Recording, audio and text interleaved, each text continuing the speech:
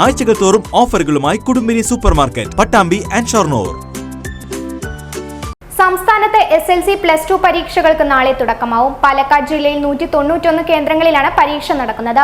ഒറ്റപ്പാലം വിദ്യാഭ്യാസ ജില്ലയിൽ 12,373 കുട്ടികൾ SLC പരീക്ഷ എഴുതും. വീണ്ടും ഒരു പരീക്ഷാകാലം വന്നെത്തുകയാണ്. വേനൽ ചൂടിനൊപ്പം ഇനി പരീക്ഷാ ചൂട് കൂടി. സംസ്ഥാനത്ത് SLC+2 പരീക്ഷകൾക്ക് നാളെ തുടക്കം കുറിക്കും.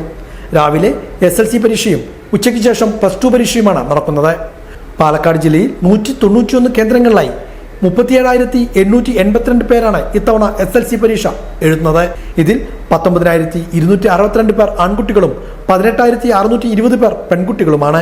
ഹയർ സെക്കൻഡറി 2ാം വർഷ പരീക്ഷ എഴുതുന്നത് 41,416 വിദ്യാർത്ഥികളാണ്. ഇതിൽ 18,140 പെൺകുട്ടികളും 17,869 ആൺകുട്ടികളുമുണ്ട്. ഓപ്പൺ വിഭാഗത്തിൽ 5,407 കുട്ടികളും പരീക്ഷ എഴുതുന്നു. ഒറ്റപ്പാലം വിദ്യാഭ്യാസ ജില്ലയിൽ 55 സെന്ററുകളിലായാണ് ഇത്തവണ SLC പരീക്ഷ നടക്കുന്നത്. ആകെ 12,373 പേരാണ് ഒറ്റപ്പാലം വിദ്യാഭ്യാസ ജില്ലയിൽ പരീക്ഷയ്ക്കിരിക്കുന്നത്.